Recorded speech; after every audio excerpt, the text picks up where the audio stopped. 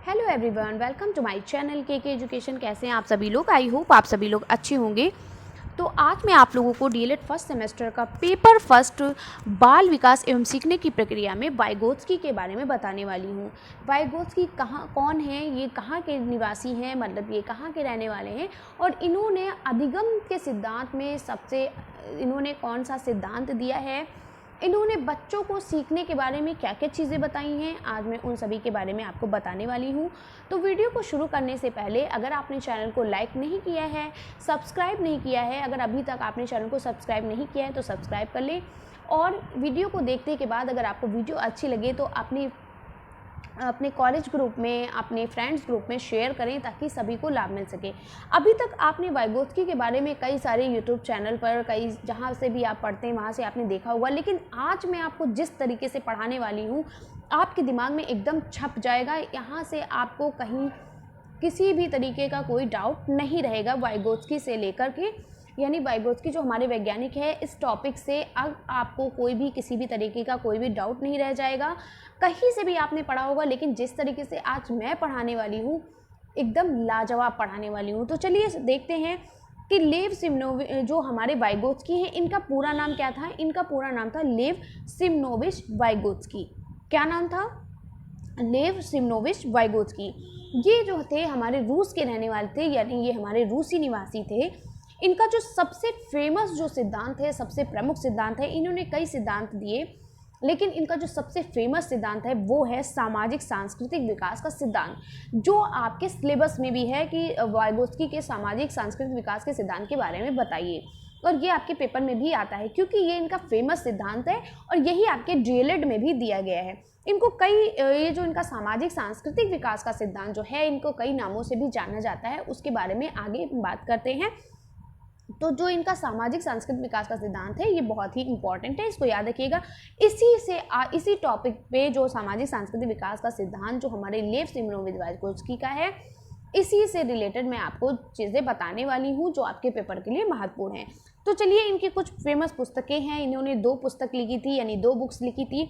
एक थी psychology of art और दूसरी जो थी वो लैंग्वेज एंड थॉट थी। ठीक है, भाषा और विचार। चलिए आगे बढ़ते हैं। लेव सिमनोविच वाइगोत्स्की, इन्होंने जो सामाजिक सांस्कृतिक विकास का जो सिद्धांत दिया था उसमें इन्होंने ये कहा कि समाज और संस्कृति ही विकास के निर्धारक है। समाज का मतलब है कि जैसे कि आप परिवार में आप जन्म लेते हो तो परिवार में आते हो, उस परिवार के संपर्क में आते हो, फिर आप अपने परिवार में जितने भी आपके सदस्य हैं उनके संपर्क में आते हो। सबसे पहले परिवार में अपने माँ के संपर्क में आते हैं बच्चा अपनी माँ के संपर्क में आता है, उसके बाद फिर वो दादा दादी भाई बहन सभी के संपर्क में आता है। उसके बाद एक बच्चा पास पड़ोस के संपर्क में आता है, पास पड़ोस के बच्चों के संपर्क में आता है, यानी बच्चों के साथ खेलना शुरू करता है, फिर वो विद्यालय में जाता है, उसका एडमिशन होता है। आपने खुद अपनी ज़िंदगी अभी तक जो बिताई है उसी ज़िंदगी से लेकर मैं आपको बता रही हूँ कि आप कैसे कैसे आप समाज के संपर्क में आते हैं, कैसे कैसे संस्कृति के संपर्क में आते हैं। तो संस्कृति यानी कि जो हमारी जैसे कि एक बच्चा मुस्लिम में पैदा हुआ है तो वो मुस्लिम की संस्कृति को अपनाता है, अगर वो हिंदू है तो हिंदू की संस्कृति को, ईसाई है तो उनकी। ठीक है, तो जो बच्चा जिस संस्कृति में जिसने जन्म लिया है उस संस्कृति को वो अपनाता है। ठीक है, क्योंकि जन्म के समय बच्चे का कोई धर्म नहीं होता है। ठीक है, धर्म तो वो अपने समाज में आकर के, अपने परिवार में आकर के, अपने परिवार के संपर्क में आकर के उसका धर्म बनता है। ठीक है, तो समाज एवं संस्कृति ही विकास के निर्धारक है। इन्होंने कहा है कि बिना समाज के संस्कृति नहीं चल सकती है और बिना संस्कृति के समाज नहीं। समाज का मतलब है यानी कि आपका घर हो गया, पास पड़ोस हो गए, और आपका विद्यालय हो गया, ठीक है, मीडिया हो गया, ये सभी आपका समाज के अंतर्गत आता है।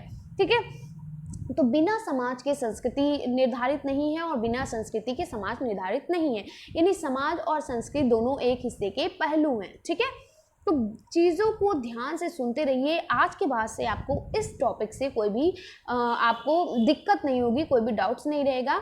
और ये टॉपिक्स आपके डीएलएड में तो बहुत ही इम्पॉर्टेंट है। एक आपका ये जो टॉपिक है, दूसरा आपका जो है, देखिए शिक्षण अधिगम के जो आपके अधिगम का जो सिद्धांत है, यानी अधिगम के जो भी सिद्धांत मैंने अभी तक आपको जो पढ़ाए हैं, अभी रिसेंटली जो आपको जल्दी अभी पढ़ाया है, वो सभी आपको पढ़ने हैं। उन्हीं से सारे क्वेश्चंस आपके बनते हैं। यानी जितने भी इंपॉर्टेंट टॉपिक्स हैं वो जो अभी मैं करा रही हूँ, बहुत इंपॉर्टेंट टॉपिक्स है, एक भी छूटने नहीं चाहिए। तो जैसे कि आपका वाइगोत्स्की हो गया और जीन पियाजे हो गया। तो वाइगोत्स्की और जीन पियाजे जी हैं, इन दोनों के सिद्धांत बहुत ही इंपॉर्टेंट है। यहाँ तक कि यूपी टेट और सुपर टेट में भी बहुत इंपॉर्टेंट है। तो आज ही समझ लीजिए, ताकि आप जब भी यूपी टेट की तैयारी करें या सीटेट की तैयारी करें, सीटेट के लिए भी वाइगोत्स्की और जीन पियाजे तो बहुत ही इंपॉर्टेंट है, चाहे वो टेट हो, चाहे सीटेट हो, चाहे सुपर टेट हो। तो यहाँ तो आप पढ़ ही रहे हैं, ये आपके आगे भी आपको बहुत फ़ायदा ये करेगा, आपके लिए बहुत बेनिफिट होगा इससे, ठीक है। तो चलिए, तो अभी तक आपने क्या पढ़ा कि जो हमारे वाइगोत्स्की हैं, यानी लेव सिमनोविच वाइगोत्स्की जो हैं, ये रूस के निवासी हैं, यानी ये रूसी वैज्ञानिक थे। इन्होंने क्या किया, इन्होंने क्या लिखा था, सामाजिक सांस्कृतिक विकास का सिद्धांत दिया है, जो इनका सबसे फेमस जो है सिद्धांत है। और इन्होंने 2 पुस्तक लिखी, कौन सी लिखी थी, the psychology of art and language and thought, 2 पुस्तक इन्होंने लिखी। और इन्होंने कहा कि समाज और संस्कृति ही विकास के निर्धारक हैं। अब देखिए वाइगोत्स्की के सिद्धांत के अन्य नाम, ठीक है, और भी इन्होंने कई सारे सिद्धांतों के नाम बताए, जैसे कि सामाजिक सांस्कृतिक विकास का सिद्धांत, जो इनका सबसे फेमस सिद्धांत, जिसके बारे में हम अभी चर्चा कर रहे थे। दूसरा है इनका सामाजिक रचनावाद का सिद्धांत। इन्होंने सामाजिक रचनावाद का सिद्धांत दिया और इनको सामाजिक रचनावाद के जनक भी माना जाता है, ठीक है। अगर आपसे क्वेश्चन किया जाए कि वाइगोत्स्की को किस सिद्धांत का जनक माना जाता है, तो आप कहोगे सामाजिक रचनावाद का जनक माना जाता है, ठीक है। सामाजिक रचनावाद सिद्धांत का जनक इनको माना जाता है। थर्ड पॉइंट है, इन्होंने सामाजिक संज्ञानात्मक विकास का सिद्धांत भी दिया है, ठीक है। क्या दिया है, सामाजिक संज्ञानात्मक विकास का सिद्धांत भी दिया है। इन्होंने 3 सिद्धांत दिए। चलिए आगे बढ़ते हैं। नेक्स्ट पॉइंट कि वाइगोत्स्की का सामाजिक सांस्कृतिक विकास का सिद्धांत क्या कहता है, इसके बारे में पढ़ते हैं, क्योंकि यही आपका इम्पॉर्टेंट है और ये आपके पेपर में पूछा जाता है, चाहे वो कोई भी पेपर हो, ठीक है। तो बच्चों को स्वयं, इन्होंने कहा कि बच्चों को स्वयं सीखने देना चाहिए, यानी आप बच्चों को हाथ पकड़ के मत सिखाइए, उन्हें खुद करने देना चाहिए, उन्हें हर काम खुद से सीखने के लिए करना चाहिए, ठीक है। जैसे बच्चे क्या होते हैं, अपने काम को खुद सीखने, जब आप खुद किसी चीज़ को सीखते हो तो आप उस चीज़ को जल्दी सीख जाते हो, ठीक है। तो बच्चों को स्वयं सीखने देना चाहिए, हर चीज़ को उसको खुद सीखने देना चाहिए, ठीक है। जब बच्चा कार्य करने में असमर्थ हो तब उसकी सहायता करनी चाहिए, यानी कि बच्चे को खुद ही सीखने के लिए देना चाहिए। अगर वो उसे उस जो भी वो सीख रहा है, उस सीखने में उसे कोई भी परेशानी हो रही है, तब आप उसकी सहायता कर सकते हो। ऐसा भी नहीं कि अब उसे सीखने देना चाहिए और वहाँ पे वो बीच में अगर उसे कुछ समझ में नहीं आ रहा है तो आप उसकी हेल्प ना करें। बच्चों को खुद से सीखने देना चाहिए, और जब वो सीखने में बीच में अगर उनको रुकावट हो रही है, या फिर वो सीखने में असमर्थ हैं, या फिर उन्हें कुछ चीज़ें समझ नहीं आ रही हैं, तो आप उनकी हेल्प कर सकते हो। नेक्स्ट पॉइंट इन्होंने कहा है कि बच्चों की भाषा और विचार 2 वर्ष तक अलग अलग होती है। बच्चों के अंदर जो भाषा है और उनके जो सोचने की जो शक्ति है, वो 2 वर्ष तक अलग अलग होती है, यानी 2 साल से पहले वो सोचते हैं तो वो भाषा का प्रयोग नहीं करते हैं, और भाषा का जब प्रयोग करते हैं तो वो सोचते नहीं हैं, वो किसी चीज़ पे विचार नहीं कर पाते हैं, ठीक है। सेकेंड पॉइंट है, 2 वर्ष के बाद बच्चों की भाषा और विचार एक होने लगती है। यानी कि आपने बच्चों को देखा होगा, मैं विद एग्जांपल आपको बता रही हूँ, आपने बच्चों को देखा होगा, अगर बच्चे मोबाइल उठाते हैं तो कहते हैं ये मेरा मोबाइल है, मतलब जिस चीज़ को वो इस्तेमाल कर रहे हैं, जिस चीज़ का यूज़ कर रहे हैं, उस बारे में वो बोलते भी रहते हैं। खाना खाते हैं तो कहते हैं, जैसे कि कोई बच्चा है, अगर उसके पास कोई छोटी सी गुड़िया होती तो वो उसको ये मेरी गुड़िया है, ये गुड़िया अभी मेरी हंसेगी, उसका हाथ अगर पकड़ते हैं तो मैंने गुड़िया का हाथ पकड़ा, उसकी आंखें देखते हैं, मैंने गुड़िया की आंखें देखी, यानी कि जो वो एक्टिविटी करते रहते हैं उसके बारे में वो बोलते भी रहते हैं, ठीक है। जैसे आप टॉफ़ी लेकर आए हैं, बच्चों को टॉफ़ी दिया, वो खाते रहते हैं, मैंने अब वो रैपर खोलते, बोले मैंने अब रैपर खोला, अब मैं मुंह में टॉफ़ी रखने जा रहा हूँ, अब मैं टॉफ़ी को चबा रहा हूँ, इस तरीके से वो बोलते भी रहते हैं, यानी जो एक्टिविटी वो करते रहते हैं उसको, उसके बारे में वो क्या करते हैं, बोलते भी रहते हैं, ठीक है। तो यहाँ पे ये कहा गया कि जब बच्चा 2 साल तक नहीं होता, उससे पहले उसके अंदर भाषा का और विचार, ठीक है, भाषा और विचार क्या होते हैं, अलग अलग होते हैं। लेकिन जब बच्चा 2 वर्ष का हो जाता है तो उससे भाषा और विचार दोनों क्या होते हैं, एक होने लगते हैं। ठीक, आई होप चीज़ें आपको अच्छे से समझ में आ रही हैं। अगर समझ में आ रही है तो जल्दी से लाइक करिए और कमेंट्स में लिखिए कि मुझे समझ में आ रही हैं। ठीक है, अब देखिए मैंने आपको बताया कि सामाजिक कारक क्या होते हैं। मैंने आपको बताया ना कि बच्चा जो होता है सबसे पहले किसके संपर्क में आता है, परिवार के संपर्क में, और उस परिवार में सबसे पहले किसके संपर्क में आता है, माँ के संपर्क में। ठीक है, आपने देखा होगा बच्चा जब जन्म लेता है तो सबसे पहले किसके संपर्क में आता है, माँ के। सबसे पहले वो अपनी माँ को देखता है। ठीक है, उसके बाद वो पापा के संपर्क में, या फिर दादा दादी भाई बहन सभी के संपर्क में आता है। उसके बाद समाज यानी कि वो पास पड़ोस संपर्क में, ठीक है, पास पड़ोस के बच्चों से मिलता जुलता है। विद्यालय उसका एडमिशन होता है जब 5 साल का हो जाता है, 6 साल का हो जाता है, उसका एडमिशन होता है स्कूल में। तो फिर वहाँ पर वो नए नए बच्चों से, अलग अलग तरीके से बच्चों से मिलता है, उन बच्चों से दोस्ती करता है। ठीक है, अलग अलग तरीकों के बच्चों से, टीचर को, सबको देखता है, वहाँ पे भी मित्र बनाता है। ठीक है, मित्र मंडली परिवेश फिर बड़ा होता है। ठीक है, बड़े होकर भी उसके कई सारे मित्र बनते हैं। ठीक है, समाज से मिलता है, मीडिया वालों से मिलता है। ठीक है, तो इस तरीके से ये जो हमारे परिवार हैं, समाज हैं, विद्यालय हैं और मित्र मंडली परिवेश, ये सभी हमारे क्या हैं, समाज में आते हैं। ठीक है, देखिए बच्चा यहाँ पे देखिए अपने माता पिता, दादा दादी, भाई बहन सभी से मिल रहा है। फिर आगे आकर वो पास पड़ोस से, यानी कि अब हमने क्या कहा था कि सभ्यता, ठीक है, हमने क्या कहा, समाज और संस्कृति का क्या है, पहलू है। ठीक है, हमने क्या कहा कि वाइगोत्स्की ने कहा कि जो हमारे जो बच्चे हैं वो समाज और संस्कृति के उन्होंने कहा कि समाज और सामाजिक और सांस्कृतिक विकास के सिद्धांत में इन्होंने कहा कि समाज और संस्कृति दोनों एक दूसरे के पहलू हैं। यानी देखिए अब बच्चा आता है तो उसे ये पता चलता है कौन सिख है, कौन हिंदू है, कौन मुस्लिम है, कौन सिख है, कौन ईसाई है। देखिए सब यहाँ पर दिखाया जा रहा है, अलग अलग तरीके के लोगों से मिलता है, कौन से नेता हैं, समाजवादी पार्टी, ठीक है, या फिर जो भी पार्टी के नेता होते हैं, इन सभी को देखता है। ठीक है, नए नए देखिए बच्चों से मिलता है। ठीक है, कुछ हमारे शहर के बच्चे होते हैं, कुछ हमारे गांव के बच्चे होते हैं, तो इस तरीके से स्कूल में बच्चों से मिलता है। ठीक है, तो ये सभी हमारे समाज और संस्कृति, ये हमारे वाइगोत्स्की ने ये बताया है, इसको मिलते जुलते हुए। ठीक है, अब आगे बढ़ते हैं। इन्होंने कहा कि यह सिद्धांत बताता है, इनका जो सामाजिक सांस्कृतिक विकास का सिद्धांत है, ये बताता है कि बच्चा अपने समाज यानी जो सोसाइटी होती है और संस्कृति यानी जो उसका कल्चर होता है, उससे अंतःक्रिया यानी इंटरेक्शन करके सीखता है। यानी सामाजिक अंतःक्रिया के बाद विकास होता है। यानी बच्चा समाज और संस्कृति से जो अंतःक्रिया करके, उससे संबंध करके जो सीखता है, वहीं पर सामाजिक अंतःक्रिया के बाद ही बच्चे के अंदर विकास होना शुरू होता है। ठीक है, अब वाइगोत्स्की के कुछ महत्वपूर्ण तथ्य हैं, कुछ कॉन्सेप्ट हैं जो बहुत ही ज़्यादा इंपॉर्टेंट हैं। बिल्कुल भी आपको स्किप करने की ज़रूरत नहीं है, वीडियो को स्किप मत करिएगा, एक एक चीज़ पढ़ते चलिए। और इतना बोरिंग भी नहीं है कि आपको समझ में ना आए। अगर आप चीज़ों को अच्छे से समझ रहे हैं तो आपको समझ में आएगा। ठीक है, बहुत ही अच्छा चैप्टर है, ये मेरा फेवरेट है वाइगोत्स्की और जीन पियाजे का। बहुत ही अच्छा है, बहुत ही इंजॉय करके, चीज़ों को अगर आप इंजॉय करके पढ़ते हो तो वो चीज़ें आपको अच्छे से समझ में आ जाती हैं। और आप बहुत थके या बहुत बोरिंग आप तरीके से आप पढ़ते हो तो वो चीज़ें आपको नहीं समझ आती हैं। आपने अभी तक बहुत सारे जगह पे जीन पियाजे और वाइगोत्स्की पढ़ा होगा, लेकिन इस तरीके से नहीं पढ़ा होगा जैसे मैं आपको बता रही हूँ, और वहाँ पर आपने सिर्फ रट्टा मारा होगा। लेकिन आज के बाद से अब रट्टा नहीं मारोगे।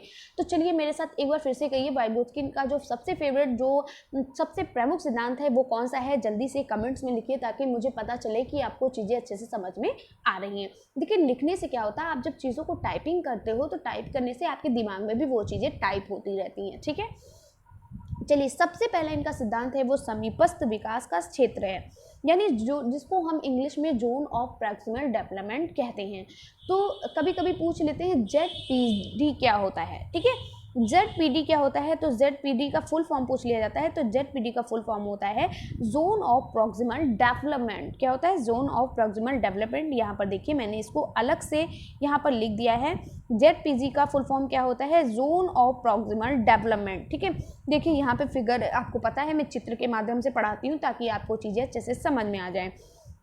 जोन ऑफ प्रॉक्सिमल डेवलपमेंट क्या होता है, सुनने में तो बड़ा टफ लग रहा है, लेकिन ये एक चुटकी में आपको समझ में आएगा। चलिए देखते हैं क्या है।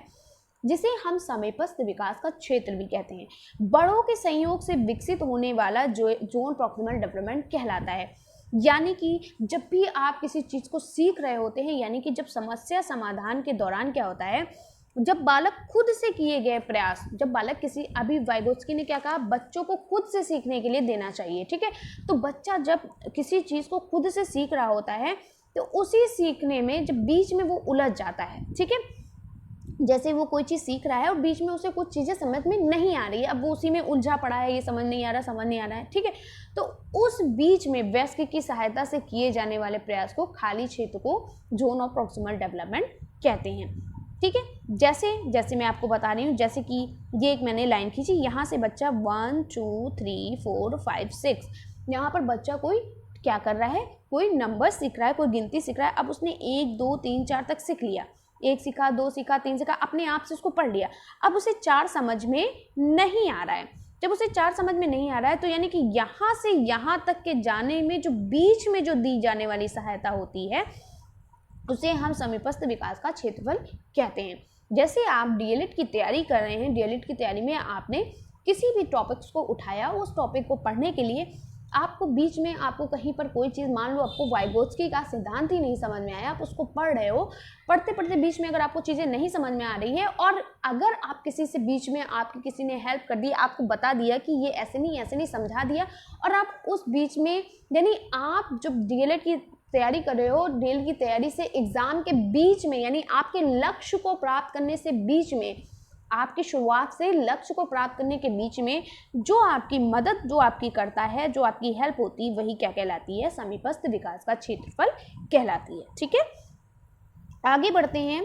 सहारा यानी इसके फोल्डिंग, या इसको हम पाई भी कहते हैं, ठीक है। इसको हम क्या कहते हैं, अगर इस तरीके से पूछ लिया जाए, पाई किसे कहते हैं, ढांचा भी इसको हम कहते हैं, ठीक है।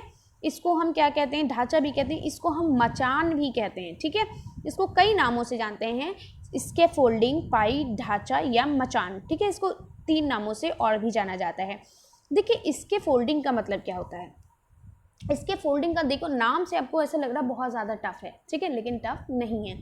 इसके फोल्डिंग है आपका जोन ऑफ प्रॉक्सिमल डेवलपमेंट है, ये आपको दोनों टर्म जरूर याद करनी है, ये बहुत इंपॉर्टेंट टर्म है, ठीक है। तो इसके फोल्डिंग का मतलब होता है हिंट देना, ठीक है, किसी चीज़ को इशारा देना है, हिंट देना। जब भी कोई बच्चा काम कर रहा है, अगर उस काम में आपने बच्चे को, देखिए यहाँ पर टीचर बच्चे को क्या कर रहे हैं, हिंट दे रहे हैं, ठीक है। यहाँ पर बच्चे को सहारा, देखिए यहाँ पर टीचर क्या करी, बच्चे को सहारा दे रही, ठीक है। तो किसी को आप हिंट्स दे रहे हो, किसी चीज़ में सहारा दे रहे हो, जो आपका ये इसके फोल्डिंग जो होता है, ये जो होता है, ये आपका क्या होता है, जब भी बच्चों के विकास में बड़ों के द्वारा किया गया सहयोग अस्थायी सुधार कहलाता है। यानी इसके फोल्डिंग जो आपका होता है ये अस्थायी सुधार होता है। एक चीज़ का याद रखिएगा, अभी आपने पढ़ा zone of proximal development, zone of proximal development जो होता है ये आपकी स्थायी सहायता होती है। स्थायी सहायता का मतलब जैसे बच्चा 1 2 3 4 5 सीख रहा है, ठीक है। अगर बच्चे ने 1 2 3 सीख लिया, उसको 4 नहीं आता है तो आपने 4 सिखाया, भाई टीचर ने ही तो बच्चे को 1 सिखाया, 2 सिखाया, 3 सिखाया, अब वो 4 पर पहुंचा और वो 4 पर उसको नहीं याद रहा। 1 से 10 तक आप उससे गिनती सुन रहे हो, सुनने के बीच में उसे 4 नहीं आया, बीच में 4 वो भूल गया। बच्चे को आपने देखा होगा 1 2 3 4 5 7 8 9 ऐसे करने लगते हैं, बीच के जो गिनतियाँ होती हैं उनको खा जाते हैं, ठीक है। तो बीच की गिनतियों को अगर भूल गए, अगर आपने उस टाइम उसको सहायता दे दी, उसको उसके जो समस्या समाधान उसका कर दिया, यानी आपने उसको बताया अरे नहीं ये गलत बोल रहे हो आप, 1 2 3 4 उसके बाद 4 होता है, उसके बाद आप 5 बोले हो, तो वो जो 4 है ना, वो ऐसा तो नहीं है कि वो टेम्परेरी है, उसी टाइम उसका इस्तेमाल होगा, वो तो आपके लाइफ टाइम तक होगा, है ना। आप चाहे इंटर में आ जाएं, चाहे आप कोई ग्रेजुएशन कर रहे हो, चाहे पोस्ट ग्रेजुएशन कर रहे हो, चाहे आप डीएलएड कर रहे हो, भाई चलेगी तो गिनती वैसे ही, तो वो आपकी सहायता कैसी हो गई, स्थायी सहायता, ठीक है। लेकिन ये जो हमारा इसके फोल्डिंग है, ये आपको एक हिंट्स देना होता है, ये आपकी स्थायी सहायता नहीं होती। जैसे एग्जांपल में मैं आपको बता रही हूँ, बहुत छोटा सा एग्जांपल, जैसे आप बच्चे, आपका क्या होते हैं, बच्चे जब छोटे होते हैं तो माँ बाप क्या करते हैं, पेरेंट्स क्या करते हैं, बच्चों को उंगली पकड़ के चलना सिखाते हैं, ठीक है। तो वो एक हिंट्स देना हो गया, सिखा रहे हो आप बच्चे को चलने के लिए, हिंट्स दे रहे हो, ठीक है, उंगली पकड़ के चलने। लेकिन ऐसा तो नहीं कि अभी आप बड़े हो गए हो तब भी आपको चलने के लिए आपके पापा की सहारे की ज़रूरत है, मम्मी के सहारे की ज़रूरत है, या भाई बहन के सहारे की ज़रूरत है कि उंगली पकड़ के चलाएं। वो तो आपको बचपन में चलना सिखाया, वो आपकी हो गई अस्थायी सहायता, जिसे हमेशा नहीं सिखाया जाता। आपको उंगली पकड़ के चलना सिखाया, आप जब चलना सीख गया तो उंगली पकड़ना छोड़ दिया, ठीक है। तो ये हो गई आपकी अस्थायी सहायता। समझ में आ गया कि स्थायी सहायता क्या होती है और अस्थायी सहायता क्या होती है, ठीक है। तो अब आप बड़े हो गए हो, अब आप खुद से पढ़ना सीख गए। पहले आपको क्या होता था, जब आप प्ले ग्रुप में जाते हो तो आपको पेंसिल चलाना सिखाते हैं, हाथ पकड़ के पेंसिल से लिखना सिखाते हैं, ठीक है। लेकिन ऐसा तो नहीं कि अब भी आपको एग्ज़ाम देने जाना है तो टीचर आपके साथ जा रही हैं, आपको पेन से लिखा रही हैं, आपको पकड़ के हाथ, ऐसा तो नहीं होता ना। तो जो पेंसिल से हाथ पकड़ के जो लिखवाना होता है वो होती है अस्थायी सहायता, यानी वो हमेशा आपको सहायता नहीं दी जाती। आपके पेरेंट्स उंगली पकड़ के चलना सिखाते हैं, वो हमेशा नहीं सिखाते हैं, ठीक है, वो हिंट्स देते हैं। इस तरीके की सहायता को इसके फोल्डिंग या सहारा या पाई या मचान या ढांचा निर्माण कहते हैं, ठीक है। आई होप आपको समझ में आ गया होगा। तो बच्चों के विकास में बड़ों के द्वारा दिए गए सहयोग अस्थायी सुधार कहलाता है, ठीक है। आगे बढ़ते हैं।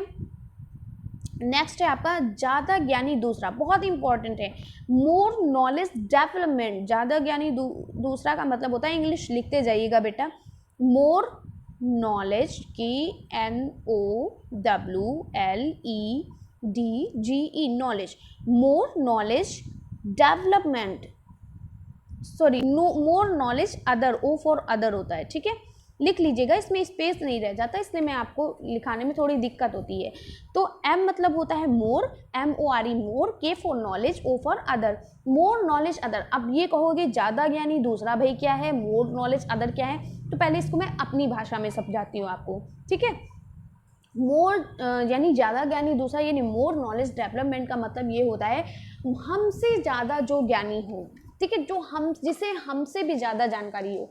यानी आपने देखा होगा, ये बच्चा ही क्या, आप अभी बड़े हो गए तब भी आप किससे सीखना चाहोगे, जो आपसे ज़्यादा ज्ञानी हो, जिसको आपसे ज़्यादा जानकारी हो, ठीक है। आप क्या करते हो, आपसे ज़्यादा जानकार कौन होता है, आपके माता पिता होते हैं, या आपका कोई बड़ा भाई होता है, ठीक है, या फिर आप टीचर से सीखते हो, है ना। तो आप क्यों सीखते हो टीचर से, आप क्यों कोचिंग लेते हो, क्यों आप यूट्यूब पे अपनी हेल्प मांगते हो, इसलिए क्योंकि आपको पता है जो टीचर पढ़ा रहा है वो हमसे ज़्यादा ज्ञानी है, उसे इस बात की हमसे ज़्यादा समझ है, ठीक है। तो ज़्यादा ज्ञानी दूसरा का मतलब ये होता है कि मुझसे ज़्यादा जिसको नॉलेज हो, ठीक है। आप क्लास में क्या होता है, क्लास में जो टॉपर होते हैं आप उनसे सीखना ज़्यादा। आपका अगर कोई फ्रेंड है, आपके क्लास में कोई भी ऐसा बच्चा है जो, या आपके क्लास में कोई भी ऐसा बच्चा है जो बहुत ज़्यादा आपसे तेज है पढ़ने में, जो टॉपर है आपकी क्लास में, तो आप उससे सीखना ज़्यादा बेटर समझते हो। आप अपने से कमज़ोर बच्चे से तो पढ़ना नहीं चाहोगे कि आपसे जो कमज़ोर है, जिसको आता ही नहीं, आप उसके पास चले गए हो कि मुझे ये टॉपिक नहीं समझ में आया, समझा दो, नहीं। आप जो देखते हो जो मेरे क्लास में सबसे ज़्यादा तेज है पढ़ने में, आप उससे जाकर समझने का प्रयास करते हो, ठीक है। तो ज़्यादा ज्ञानी दूसरा का मतलब आप अच्छे से आप समझ के होंगे, ज़्यादा ज्ञानी दूसरा का मतलब ये होता है कि जो मुझसे भी ज़्यादा ज्ञानी हो, ठीक है। बालक उसी व्यक्ति से सीखना चाहेगा जो उससे ज़्यादा जानकार हो, ठीक है, चाहे वो कोई भी हो, चाहे वो आपके माता पिता हो या आपका सहपाठी यानी आपका दोस्त भी हो सकता है, ठीक है, या फिर आपका शिक्षक हो। समझ में आ गया। चलिए नेक्स्ट आपका फोर्थ है भाषा पर इनके, अब देखिए ये खत्म हो गया, अब इनके हुए कि ये जो आपके प्रमुख तथ्य थे ये भी आपके खत्म हो गए। अब हो गया भाषा पर जो हमारे वाइगोत्स्की जी हैं, यानी लेव सिमनोविच वाइगोत्स्की जी हैं, इन्होंने भाषा पर इनके जो विचार थे इन्होंने क्या कहा। जैसा कि मैंने अभी आपको पहले भी बताया है कि इन्होंने कहा कि बच्चे 2 वर्ष में भाषा और विचार को एक साथ अलग अलग होता है उनके अंदर, भाषा और विचार की जो संभावना होती है, जो उनके अंदर कैपेसिटी होती है वो अलग अलग होती है। लेकिन 2 साल के बाद जब बच्चा 2 साल का होता है तो वो भाषा और विचार को एक साथ लेकर चलने लगता है, ठीक है। देखिए इनके अनुसार भाषा और चिंतन शुरू में अलग अलग होते हैं, यानी बच्चे के अंदर का जो भाषा का विकास होता है वो भी अलग होता है, चिंतन भी अलग होता है, लेकिन बाद में एक साथ हो जाते हैं, ठीक है। वाइगोत्स्की ने कहा है कि पहले भाषा आती है, बाद में विचार आता है। इनका कहने का मतलब है बच्चा पहले बोलता है फिर उसके बारे में सोचता है, ठीक है। आप क्या सोचते हो, क्या इन्होंने सही कहा? वही हमारे जीन प्याजे जी क्या कहते हैं, जीन प्याजे ने भी भाषा पर इनके विचार किए हैं। जीन प्याजे में उन्होंने कहा बच्चा पहले सोचता है फिर बोलता है, देखिए, आप जब किसको सोचते हो, मुझे तो जीन पियाजे का सही लगा, आपको किसका सही लगा कमेंट्स में ज़रूर बताइएगा कि आप पहले बोलते हो फिर सोचते हो, या आप पहले सोचते हो फिर बोलते हो। तो जो वाइगोत्स्की ने कहा था कि बच्चा पहले बोलता है फिर सोचता है, और जीन पियाजे ने कहा था बच्चा पहले सोचता है फिर बोलता है। मुझे तो यही लगता है जब आप पहले सोचते हो तभी आप उस चीज़ को बोलते हो, ठीक है। वाइगोत्स्की ने लेकिन कहा है कि वाइगोत्स्की ने क्या कहा, पहले बच्चा बोलता है उसके बाद वो सोचता है, ठीक है। अब देखिए, वाइगोत्स्की के अनुसार बच्चे खुद से बातें करके अपने कार्यों की योजना बनाते हैं। इसे वाइगोत्स्की ने निजी वार्ता यानी प्राइवेट स्पीच या अंता वार्ता यानी इनर स्पीच आदि कहा है। यानी इन्होंने कहा है कि जो हमारे वाइगोत्स्की जी हैं, इन्होंने कहा है कि बच्चे खुद से बातें करके अपने कार्यों की योजना बनाते हैं, ठीक है।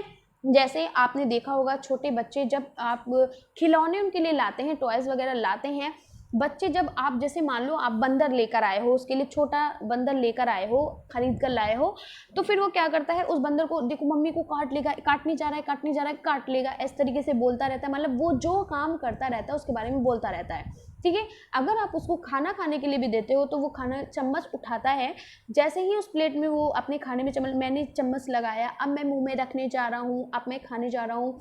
या उसके पास कोई छोटी सी कैट होती है, खिलौना होता है, तो वो क्या करता है, उससे देखो मेरी गुड़िया रोने जा रही है, मेरी गुड़िया रो रही है, मेरी गुड़िया भूखी है, और उसको खाना खिला दे, वो उस चीज़ को करता भी रहता है और उसके बारे में बोलता भी रहता है, ठीक है। वही इन्होंने कहा कि बच्चे खुद से बातें करके अपने कार्यों की योजना बनाते हैं। इसे वाइगोत्स्की ने निजी वार्ता यानी प्राइवेट स्पीच और अंता वार्ता यानी इनर स्पीच भी कहा है, ठीक है। तो ये थी वाइगोत्स्की के इम्पॉर्टेंट जो भी वाइगोत्स्की जो हमारा टॉपिक है, हमारे जो वैज्ञानिक हैं वाइगोत्स्की, इसका जो ये टॉपिक है ये यहाँ पे इनफ हुआ, यहाँ पे ख़त्म हुआ। देखिए, कुछ इम्पॉर्टेंट हैं जो वाइगोत्स्की सामाजिक रचनावाद के जनक भी हैं। ये मैंने आपको पहले ही बता दिया था कि वाइगोत्स्की क्या है, ये सामाजिक रचनावाद के जनक भी हैं, ठीक है। इनका प्रमुख सिद्धांत कौन सा था, जल्दी से कमेंट्स में लिखिए, जल्दी से बताइए कमेंट्स में इनका प्रमुख सिद्धांत कौन सा था और ये किसके जनक थे। तो कैसी लगी वीडियो और कहाँ तक आपको समझ में आया, कितना समझ में आया, कमेंट्स बॉक्स में ज़रूर बताइएगा। अगर इसके बाद भी आपको कोई दिक्कत है तो भी आप अपना डाउट्स क्लियर कर सकते हो। तो मैंने पूरी कोशिश की आपको बहुत इजी लैंग्वेज में समझाने की कि आप इजी लैंग्वेज में अच्छे से चीज़ों को समझ सके। बहुत सोच के बहुत अच्छे से मैंने वीडियो को थोड़ा टाइम लगा बनाने में, इसलिए क्योंकि मैंने ये सोच के इस वीडियो को बनाया, अच्छे से बनाया ताकि आसान तरीके से, भाषा भी आसान हो और आपको चीज़ें भी अच्छे से समझ में आ जाए। तो मैंने तो पूरी कोशिश की, आपको समझ में आया कि नहीं कमेंट्स में लिखिएगा। आई होप आपको समझ में आया ही होगा। तो अगर अभी तक आपने चैनल को लाइक नहीं किया, इतनी मेहनत करती हूँ, प्लीज़ चैनल को लाइक करिए और ज़्यादा से ज़्यादा सब्सक्राइब करिए। अगर आपने चैनल को लाइक नहीं किया तो लाइक करिए, चैनल को सब्सक्राइब करिए और ज़्यादा से ज़्यादा शेयर करिए ताकि आपके फ्रेंड्स, आपके जो स्कूल फ्रेंड्स हैं वो इन सभी वीडियो का लाभ उठा सकें। और इसी तरीके से मुस्कुराते रहिए। तो thanks for watching my video. मिलते हैं इस तरीके से नेक्स्ट वीडियो में। तब तक के लिए बाय बाय, टेक केयर।